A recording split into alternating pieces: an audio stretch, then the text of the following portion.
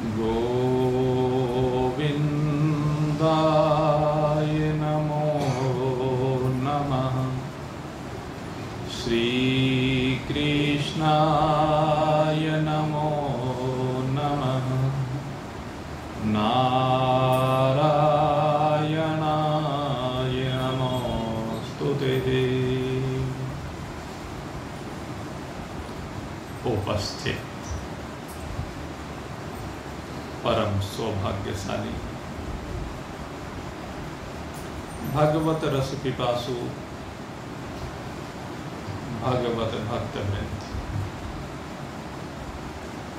परमात्मा की असीम महामहती दयाद्र करुणाद्र कृपा के प्रणाम स्वरूप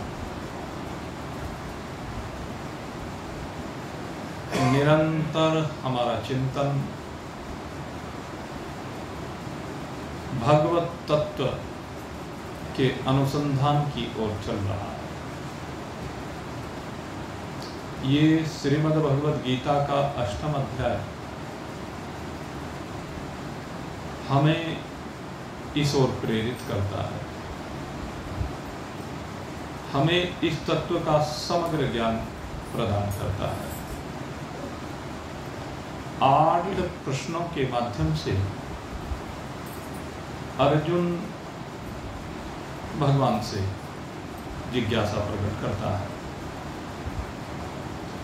और उस जिज्ञासा को लेकर के जो सबसे पहला प्रश्न उसने किया था वह है किम तद ब्रह्म, ब्रह्म क्या है। दूसरा जो प्रश्न किया किम अध्यात्मम, अध्यात्म क्या है। किम कर्म पुरुषोत्तम, और कर्म क्या है। अधिभूतम च किम प्रोक्तम, अधिभूत किसको कहा गया है। अधिदेवम किम उच्यते, अधिदेव किसको कहा जाता है। अधियज्ञः कथम कोऽत्र देहे अस्मिन् मधुसूदन, अधियज्ञ कौन है और इस देह में किस प्रकार से व्याप्त है। प्रयाण काले जगतंगेयोसि नियतात्मनि, और हे प्रभु प्रयाण काल में जब इस शरीर को छोड़ने का समय आता है उस समय आप किस प्रकार से जानने में आते हैं। तो इस प्रकार से 8 प्रश्न अर्जुन के द्वारा भगवान श्री कृष्ण से किए गए हैं। इन 8 प्रश्नों को लेकर ही हमारा अनुसंधान चल रहा है। सबसे पहला प्रश्न किम तद ब्रह्म, भगवान ने कहा अक्षरम ब्रह्म परम, ब्रह्म कौन है। जो अविनाशी है, अक्षर है, जो सदा एक रस रहता है, जिसमें कभी कुछ घटता है न बढ़ता है, सदा एक रस विराजमान रहता है। वो तत्व जो सत्य है, जो चैतन्य है, सबका प्रकाशक है, ज्ञान स्वरूप है, जो घन है, व्यापक है ब्रह्म रूप से, वह तत्व जो कण कण में व्याप्त हो रहा है, अनंत है, असीम है, अपार है, अखंड है, एक रस है, दृष्टा है, साक्षी है, केवल्य है, चैतन्य है। अनेकानेक प्रकार से अनेक विशेषणों के माध्यम से कुछ विशेषण विधेय विशेषण और कुछ निषिद्ध विशेषण, इनके माध्यम से जिस तत्व को महान पुरुषाश्रय की भांति व्यक्त करते हैं वह ब्रह्म है। इसकी चर्चा काफी विस्तार के साथ हम कर चुके हैं कई दिनों में। दूसरी बात कही स्वभाव अध्यात्म उच्यते, दूसरा जो प्रश्न था किम अध्यात्म, तो बताया कि स्वभाव ही अध्यात्म है। इस स्वभाव को भी कई दिनों तक आपके सामने चर्चा करते हुए बताया गया कि हमारा जो स्वभाव है वो है सत्य चित्त आनंद। हमारा स्वभाव अजर अमर अविनाशी है। हम मरने वाले नहीं। यही स्वभाव परमात्मा का है और यही स्वभाव आत्मा का है। आत्मा और परमात्मा दोनों कोई भिन्न तत्व नहीं है, दोनों अभिन्न तत्व हैं। भिन्नता जब भासती है तब जीव को लेकर के भिन्नता भासती है। जिस समय जीवत्व की कल्पना होती है तो ये जीव ही आत्मा रूप से बहुत से विद्वान कह देते हैं, अन्यथा तो जीव अलग है और आत्मा अलग है। जीव को चैतन्यता प्रदान करने वाली आत्मा है और आत्मा परमात्मा से विलग कुछ भी नहीं है।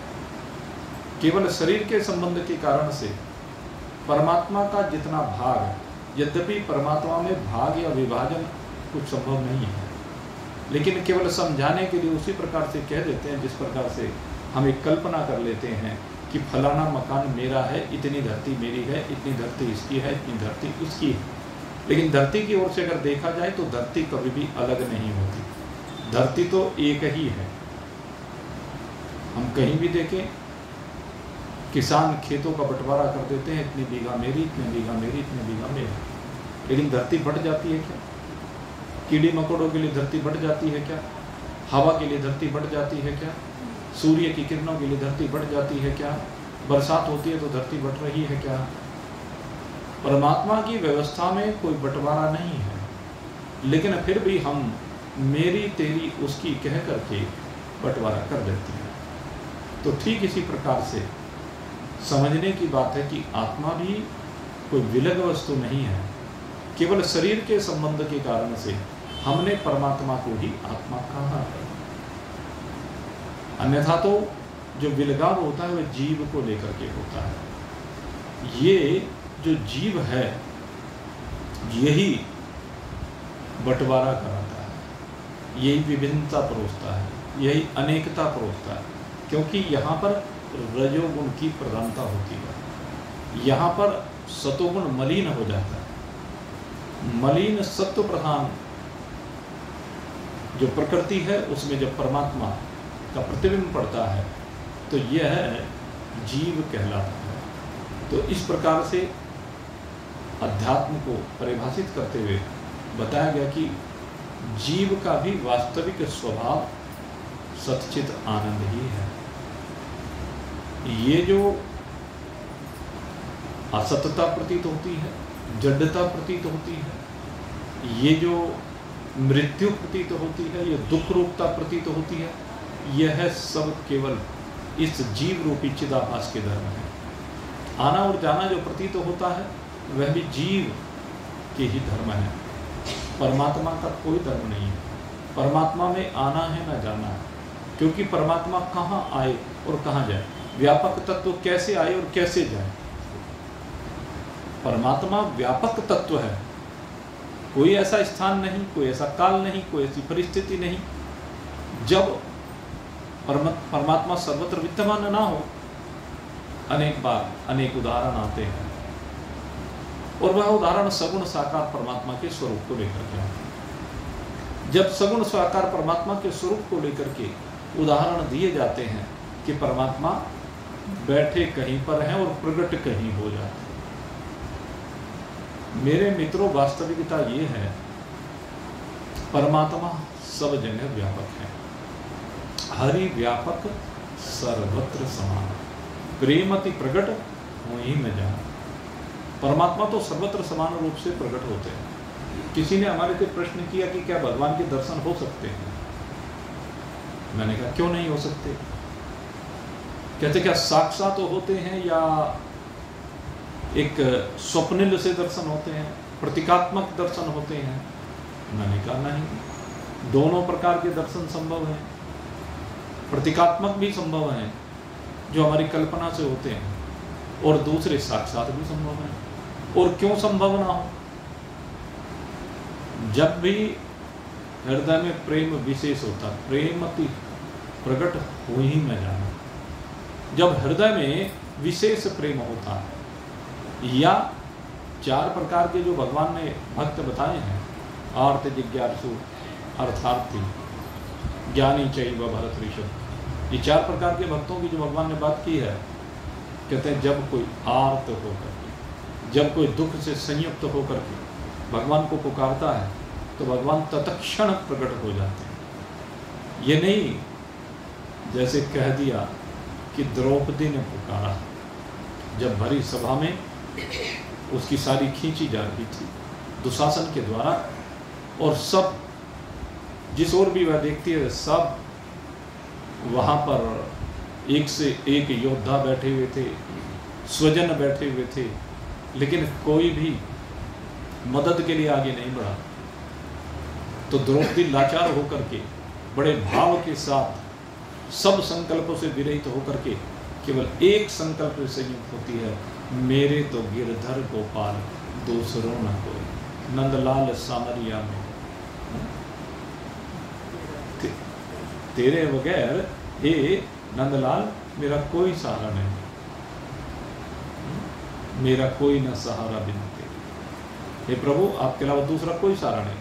तो जीव की जब ये स्थिति होती है कि मेरा तेरे अलावा कोई सहारा नहीं है, तो उसी समय भगवान वहीं से प्रकट हो जाते हैं। वो द्वारिका से नहीं आए, अब कह तो देते हम, दुशासन ने जब हाथ आगे बढ़ाए तो दृग बिंदु थे द्रौपदी ने गिराए, नहीं देर की द्वारिका से पधारे, अमित रूप होकर के साड़ी में धारे, हर तार था आपका रूप धारे, श्री कृष्ण गोविंद मोहन मुरारे। कह तो दिया यहाँ पर कि भगवान एकदम तुरंत द्वारिका से पधार गए। अब कहाँ द्वारिका और कहाँ हस्तिनापुर, कैसे पधार गए तुरंत? कहते हैं भगवान चूंकि सर्वत्र है, जिस प्रकार से एक वाइब्रेशन होता है, तरंगों का प्रवाह होता है, आप यहीं बैठे बैठे मोबाइल से नंबर मिलाइए अमेरिका का, कितना समय लगता है यहाँ से मोबाइल के माध्यम से अमेरिका में बात करने में? सेकंडों का समय लगता है। आप जो यहाँ पर बैठे हुए यहाँ वाले वहाँ प्रकट हुए दिखाई देते हैं। कैसे? क्योंकि समष्टि में तो वो जो तरंगे हैं वो आपस में जुड़ी हुई हैं, सदा ही जुड़ी हुई हैं। ये जो ब्रह्मांड है इसमें सर्वत्र तरंगे फैली हुई है। रेडिएशन जिसको हम कहते हैं, ये भी होता है रेडिएशन। वैसे तो कुछ पदार्थों से होता है, लेकिन इसको इसी रूप में भी हम परिभाषित करने के लिए कह सकते हैं। तो जो फैला पड़ा है, जो तरंगे फैली पड़ी हैं, ये समष्टिगत है। व्यष्टिगत जब तरंगे निकलती हैं तो समष्टि के माध्यम से दूसरी व्यष्टि से जुड़ जाती है। मेरे अंदर से निकली हुई तरंगे दूसरे से कब जुड़ती हैं? जब वो समष्टि में दोनों का तार जुड़ जाए। तो जैसे ही तार जुड़ा, भगवान जो द्वारिका में वो वाले भगवान वहां नहीं आते। तो ये सोचते हो कि वो शरीर वहां से वहां गया, नहीं, ये नहीं है। अपितु क्या है?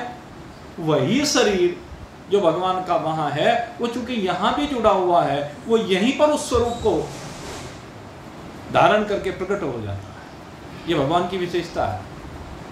उसी स्वरूप से वो वहां पर प्रकट हो जाता है। और ये एक हमारे यहाँ सिद्धि भी मानी जाती है। हमारी जो अष्ट सिद्धियाँ आती है उनमें से एक सिद्धि ये भी है कि जिनके पास ये सिद्धि आ जाती है वो कभी भी कहीं भी किसी भी रूप में प्रकट हो सकता है। तो ये भी सिद्धि है। तो भगवान तो सब विद्याओं में निपुण है, सिद्ध है, सारी विद्याएं उन्हीं से प्रकट हुई हैं। तो वो जहाँ चाहते हैं वहीं के वहीं प्रकट हो जाते हैं, इसलिए तत्क्षण प्रकट हो जाते हैं। वहाँ से वहाँ आने में उनको समय इसलिए नहीं लगा क्योंकि वो ऑलरेडी वहाँ पर हैं। यही भगवान की व्यापकता है। भगवान को जो व्यापक कहा गया है उसके पीछे कारण यही है। जब गज ने पुकारा तो ऐसा नहीं कि वैकुंठ छोड़ करके भगवान चले। ये तो भक्तों की भावना हम समझा देते हैं, लेकिन वास्तव में भगवान हैं कहाँ? नहीं, भगवान कृष्ण यहाँ भी है और वहाँ भी है। जब वो हर जगह पर है तो वहां से उसे यहाँ आने की आवश्यकता नहीं है। यही व्यापकता है भगवान की। भगवान विष्णु, विष्णु शब्द का अर्थ ही व्यापक है। व्यापक होने के कारण ही वे भगवान विष्णु कहलाए। तो इसलिए मेरे मित्रों कहीं अलग से प्रकट नहीं होते। वो व्यापक हैं। हाँ, हमने अपनी इस सूक्ष्म बुद्धि के द्वारा जो भी चिंतन किया, जो भी भाव बनाया, उस भाव के अनुसार हम जैसे भी व्यक्त करें वो एक अलग बात है। अन्यथा तो भगवान हरि व्यापक सर्वत्र समाना, हम इसका ज्ञान तो करते हैं और इसका बारंबार उच्चारण करते हैं, बार बार इसको गाते हैं, लेकिन इसको समझते नहीं कि हरि व्यापक सर्वत्र समान।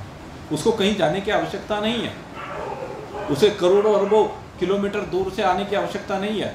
जहाँ हमने वैकुंठ लोक की कल्पना की हुई है, वहाँ से उसको यहाँ आने की आवश्यकता नहीं है। उसके लिए तो सारा ही लोक वैकुंठ है, अनंत कोटि ब्रह्मांड वैकुंठ ही है। उस वैकुंठ में ये सारे लोक प्रतीत हो रहे हैं, उस वैकुंठ में ये सारे विराजमान है। तो इस वैकुंठ में भगवान सर्वत्र विराजमान है, ये भगवान की वास्तविकता है।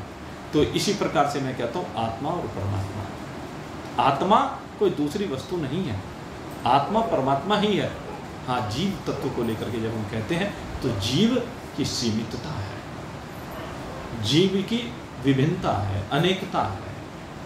जीव के अनेक अंतःकरण हैं, अंतःकरणों की भिन्न भिन्न प्रकृतियां हैं, और उन प्रकृतियों के कारण से ही ये विभिन्नता संसार में दिखाई देती है। लेकिन आत्मा की ओर से कोई भी विभिन्नता नहीं है। जिस समय जीव इस बात को जान लेता है कि मेरी वास्तविकता ये विभिन्नता नहीं है बल्कि एक परमात्मा ही है, तो उसी समय वो परमात्मा के साथ एक रूपता को प्राप्त हो जाता है।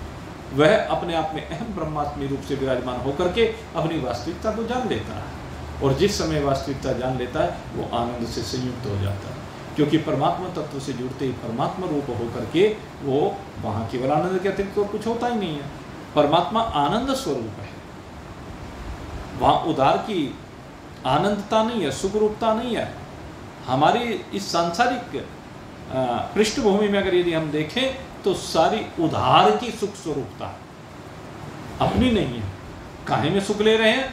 भोजन में सुख ले रहे हैं, तो ये उधार की है कि नहीं है? दूसरे के अधीन है। भोजन से सुख मिला, भोजन स्वादिष्ट बना तो उससे सुख मिला, अनुकूलता मिली, तो ये किसकी अधीनता हुई? भोजन की अधीनता हुई। भोजन से सुख लिया, इसलिए क्षणभंगुर है। किसी जीव, एक जीव दूसरे जीव से सुख लेता है। बाप की गोद में जब छोटा सा बेटा आता है, पोता आता है, तो उसे अपने हृदय से लगा करके जब उसे प्रेम करता है तो उसे सुख की अनुभूति होती है। किससे अनुभूति हुई? वो अनुभूति दूसरे से हुई। यहाँ जो अनुभूति है ये दूसरे की अनुभूति है, अपनी अनुभूति नहीं है। ये आनंद दूसरे से आनंद आ रहा है, ये सुख दूसरे से मिलता हुआ है। तो इसलिए कहते हैं ये जो सुख है ये विनाशी है, जो दूसरे से आप सुख ले रहे हैं।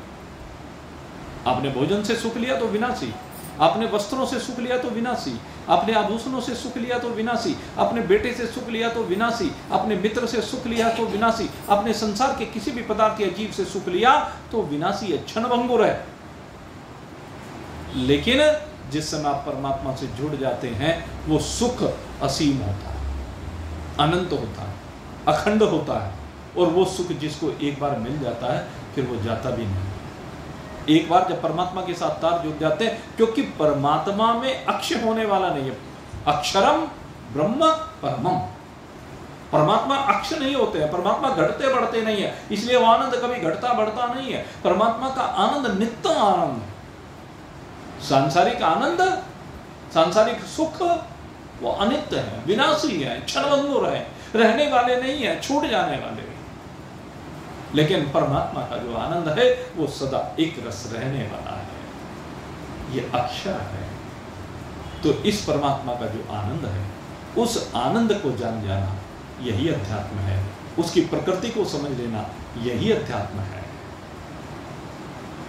और जब वो सृष्टि का सृजन करते हैं, अपने में से ही एको हम बहुश्यामय, एको हम बहुप्रजाय, इन दो भावों के साथ जब इस सृष्टि का सृजन परमात्मा से होता हुआ प्रतीत होता है तो ये उनका कर्म कहलाता है। और ये जो सृष्टि का सृजन होता है एक निर्गुण निराकार शुद्ध चेतन ब्रह्म से, फिर वो व्यक्त रूप में आती है, और व्यक्त रूप में तीन प्रकार से उसका व्यक्त रूप होता है। सबसे पहला जो उसका व्यक्त रूप है उसकी हम चर्चा कर रहे थे।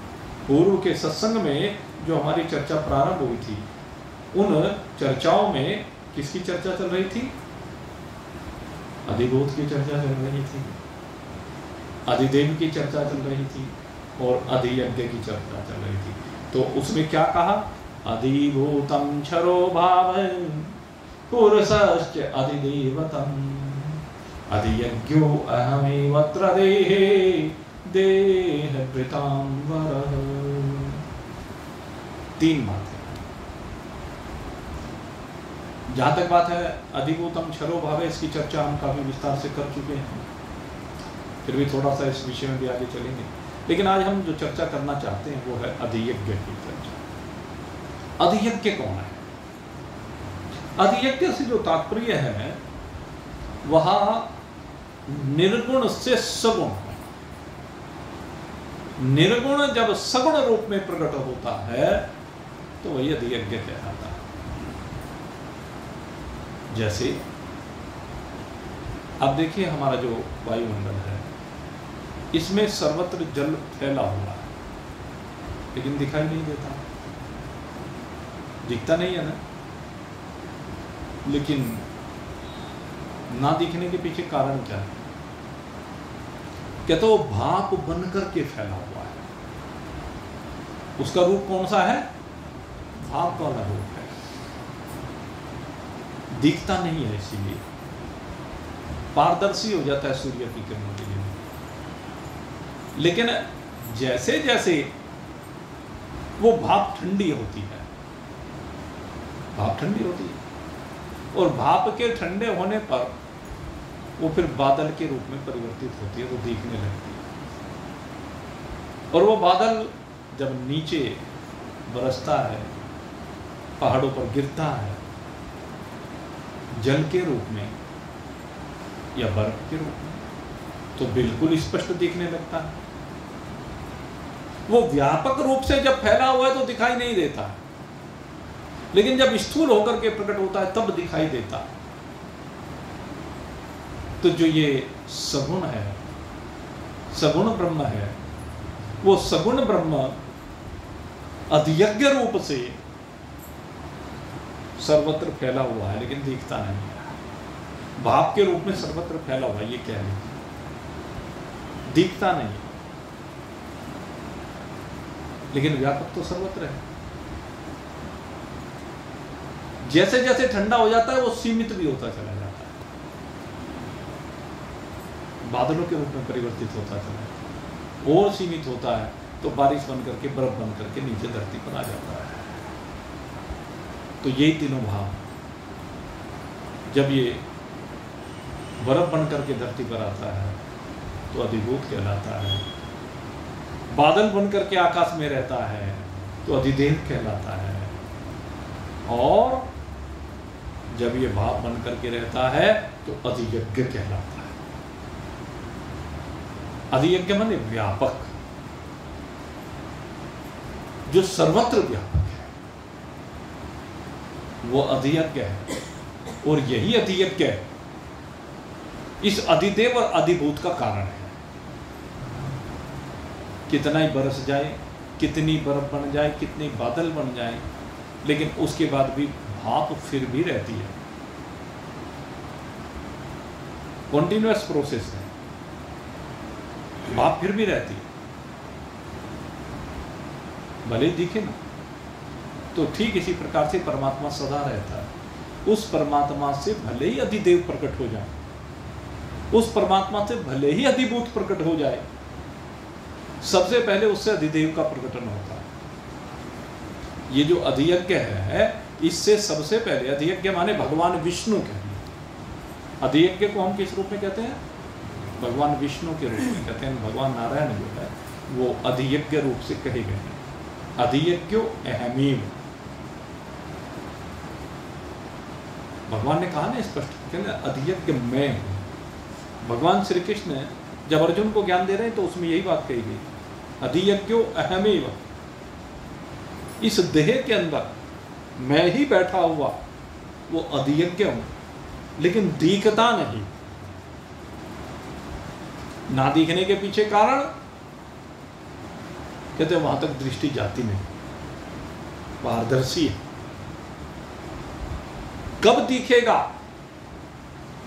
कहते जब थोड़ा सा स्थूल होगा, थोड़ा सा सूक्ष्म होगा। अभी कारण रूप से बैठा हुआ है, लेकिन सूक्ष्म होते ही, स्थूल होते ही वो दिखने लगता है। किसको दिखने लगता है? कहते जिसके हृदय में प्रेम होता है, जो प्रेम में निमग्न होता है, उसको सदा दिखता है, उसकी सदा वार्ता होती है। कहते उदाहरण मीराबाई, जिस समय महाराज भोज इस शरीर का परित्याग करके चले गए, तो उसके बाद जो मंदिर बनवाया था महल के अंदर महाराज भोज ने मीरा जी के लिए, अब वो रात को उसी मंदिर में बैठी रहती, दरवाजा बंद करके, और कहते हैं उसमें भगवान से बातें करती रहती। अब जो कर्मचारी थे उन्होंने सुना, कहने लगे ये तो किसी पुरुष से बात करती है, इसके पास तो कोई पुरुष आता है मंदिर में। अब सबको जगह चर्चा फैलती चली गई। अब उसने और गुप्तचर लगा दिए राणा ने, और गुप्तचर लगाने पर उसने देखा भाई बात तो हो रही है, कोई है तो जरूर।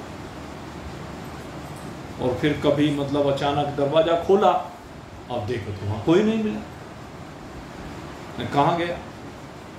तो और मीरा के ऊपर बहुत से आरोप लगाए, कहने लगे तो हमारे कुल की कीर्ति पर कलंक लगाने वाली है, इसलिए इसको मार देना चाहिए। बहुत से उपाय किए राणा ने, सूल सेज भेजी, लेकिन वो फूलों की सेज बन गई। विष का प्याला भेजा, अमृत बन गया। सांप पिटारा भेजा, शालिग्राम जी बन गए।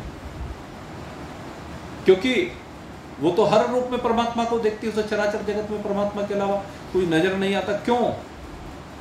क्योंकि वो प्रेम दीवानी हो गई है। प्रेम दीवानी होने पर वो भगवान के अलावा किसी को जानती नहीं। मेरे तो गिरधर गोपाल, दूसरों ना कोई,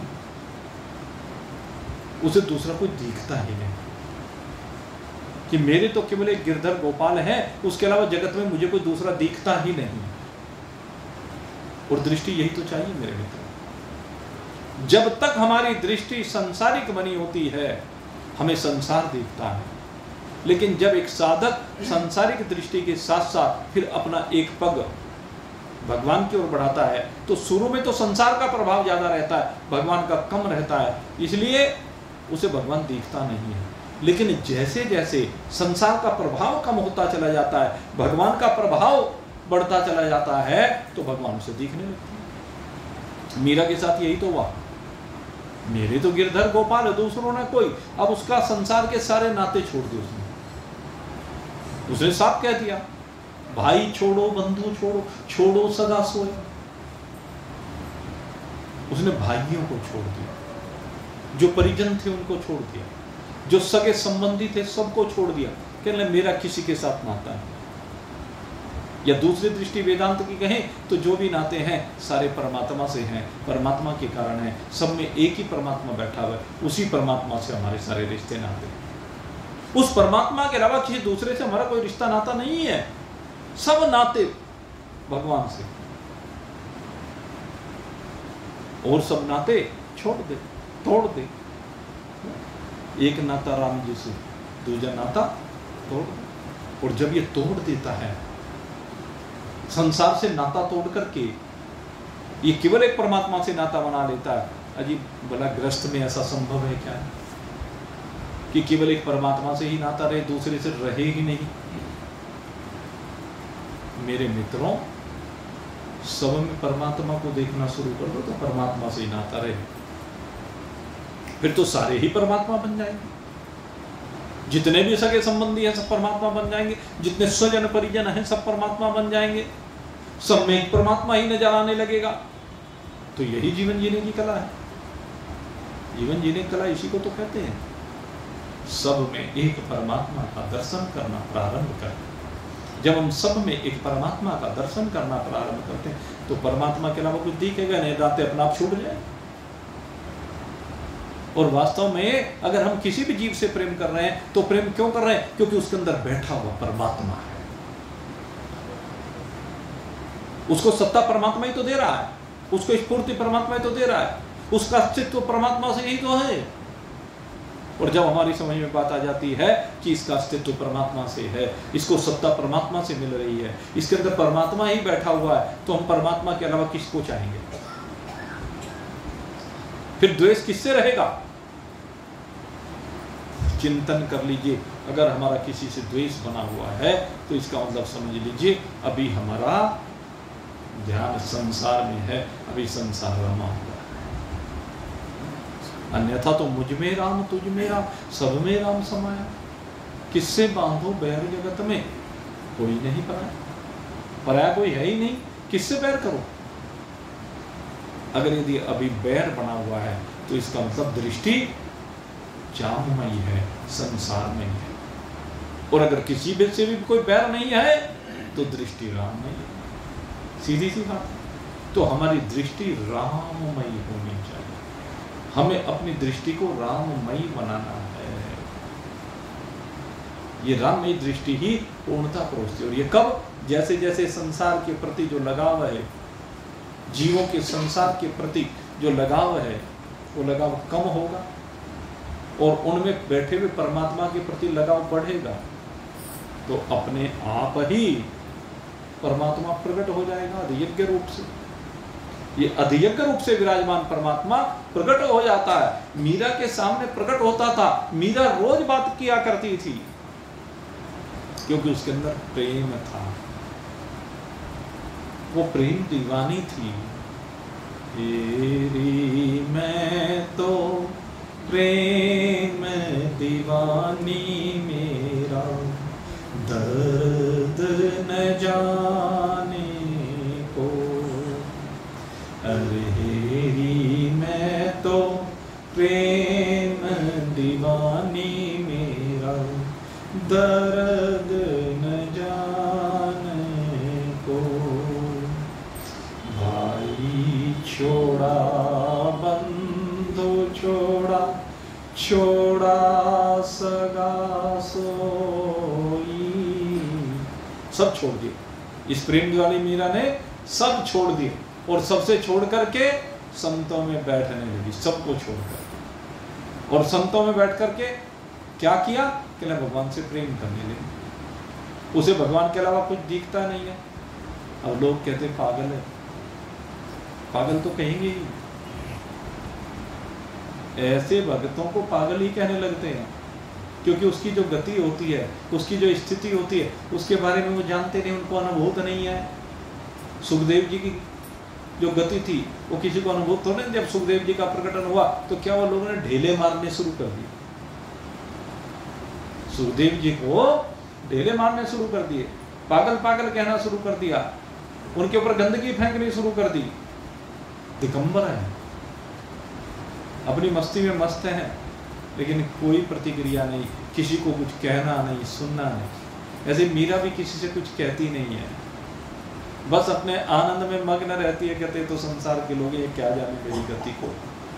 घायल की गति घायल जान, जो कोई घायल हो, घायल की गति घायल जान, जो कोई घायल हो,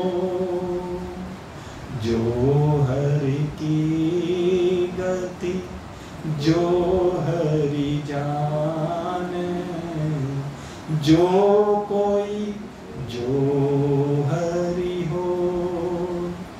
तेरी मैं तो प्रेम दीवानी, मेरा दर्द न जाने को।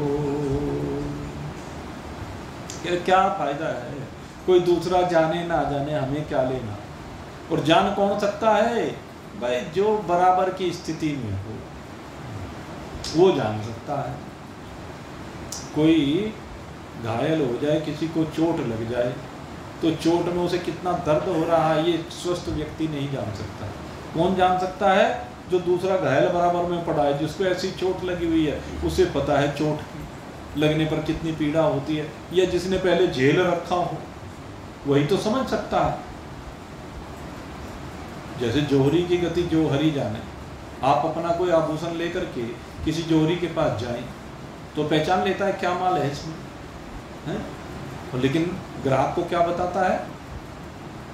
वो ग्राहक को रास्ते बताता है, इसमें तो रंग मिला हुआ है, इसमें तो खोटा मिला हुआ है, 100 बातें बताएगा, स्वाभाविक है?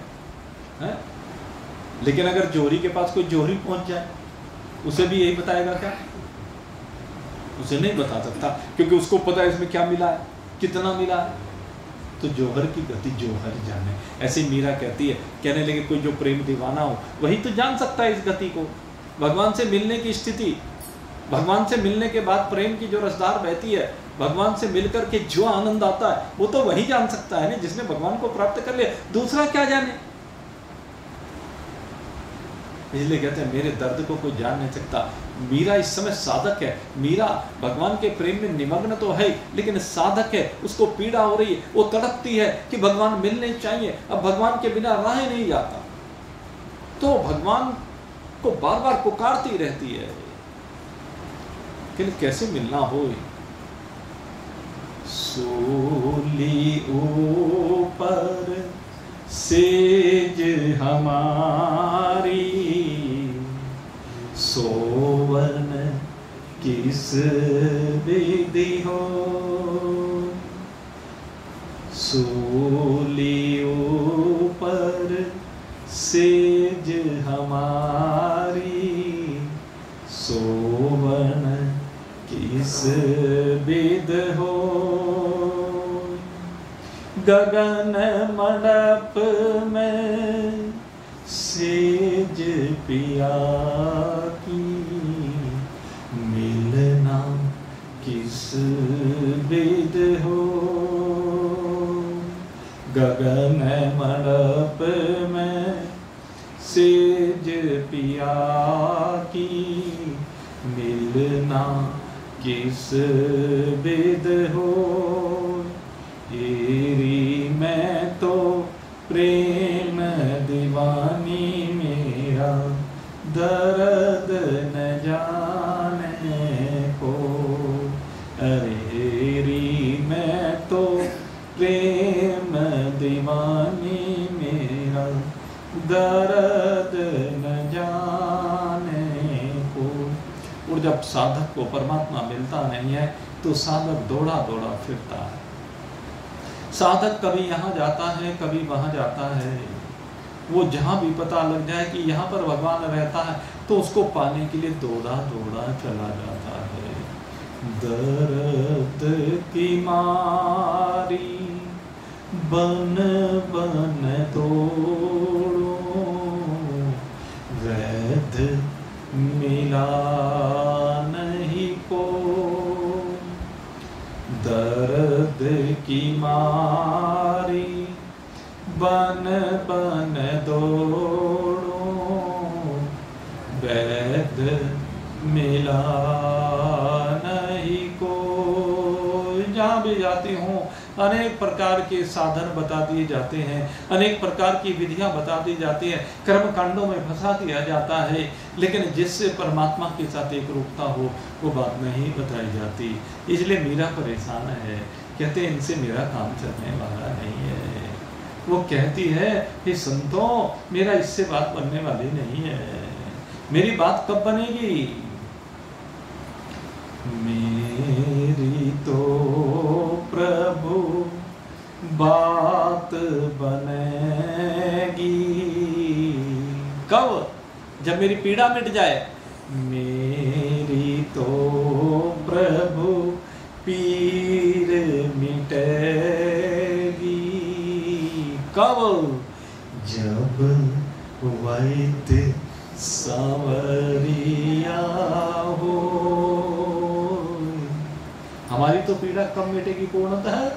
जब हमारा वैद्य सामरिया हो, वो सामरिया मेरे सामने हो, वो सामरिया मेरी पीड़ा को समझता हो कि मैं तो प्रेम दीवानी हूँ, मैं तो दरस दीवानी हूँ, अब मुझे तो केवल तू चाहिए, मुझे तेरे अतिरिक्त और कुछ नहीं चाहिए। जब वो समझ जाए मेरी तो प्रभु पीर मिटेगी, जब वैद्य सावरिया हो, तेरी मैं तो प्रेम दीवानी, मेरा दर्द न जाने को। अरे हेरी मैं तो प्रेम दीवानी, मेरा दर्द न जाने को। हेरी मैं तो श्याम दीवानी, मेरा दर्द न जाने को। मीरा दीवानी है तो उसकी पीड़ा मिट गई, उसकी पीर मिट गई।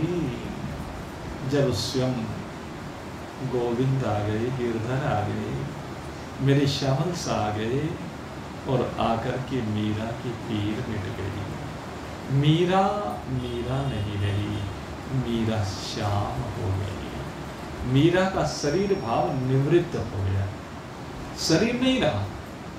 जब भेंट द्वारिका में भेंट हुई मीरा की भगवान के साथ, तो भगवान मात्र रह गए, देह निवृत्त हो जाती है। क्योंकि अधिभूत क्षरो भाव, अधिभूत क्या है?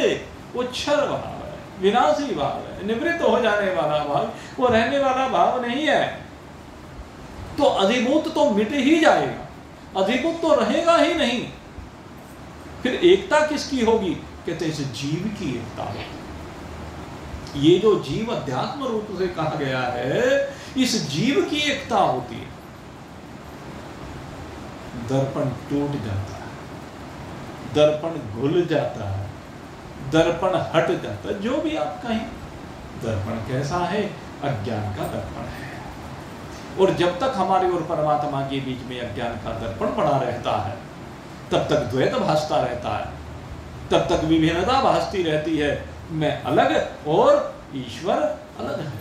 लेकिन जैसे ही अज्ञान का दर्पण हटता है, इस दर्पण के हटते ही ये सारा जीवत्व समाप्त हो जाता है और एक शुद्ध सच्चिदानंद घन ब्रह्म मात्र रह जाता।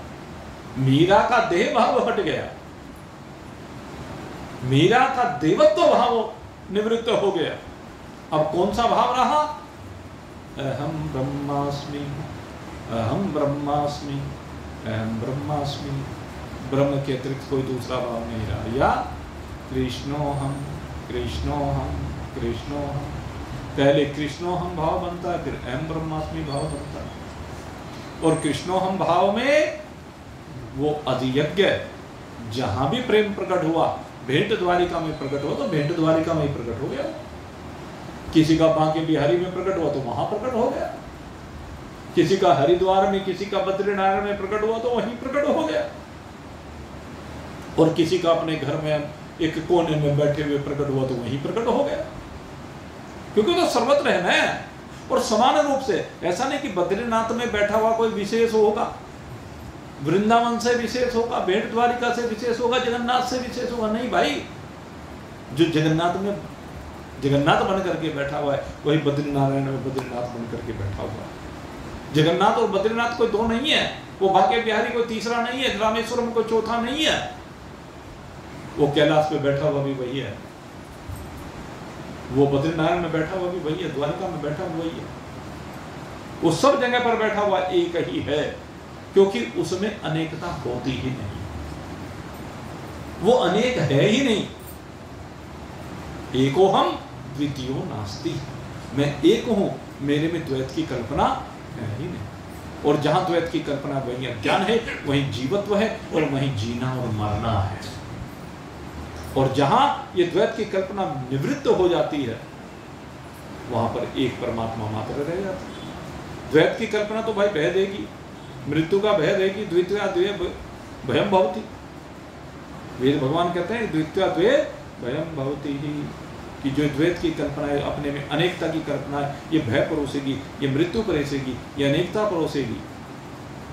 और जब ये द्वैत निवृत्त हो जाएगा, अद्वैत ब्रह्म मात्र शेष रह जाएगा, तो किसका भय, किसको भय, जब एक मेरे अतिरिक्त तो कोई दूसरा रहता ही नहीं है। एक शुद्ध सच्चिदानंद घन ब्रह्म के अतिरिक्त न तो दूसरा है न रहता है। तो जब ये स्थिति हो जाती है तो फिर तो बस एक ही भाव है, अहम ब्रह्मास्मि, अहम ब्रह्मास्मि, अहम ब्रह्मास्मि। तो यही वास्तविकता है। इसी वास्तविकता में हम विराजमान हो, इसी के लिए समस्त साधन किए जाते हैं, इसी के लिए समस्त सत्संग किए जाते हैं, ग्रंथों का अध्ययन किया जाता है, महान पुरुषों की शरण में जाया जाता है। इसी भाव से आप सब लोग संयुक्त हों। आप सबके अंदर बैठा हुआ एक ही परमात्मा है। इस वास्तविकता को समझिए और आनंद मनाइए। यही स्वभाव के साथ आज का सत्संग और यहीं पर पर्यवसान को प्राप्त हो रहा है। बोलिए सच्चिदानंद भगवान।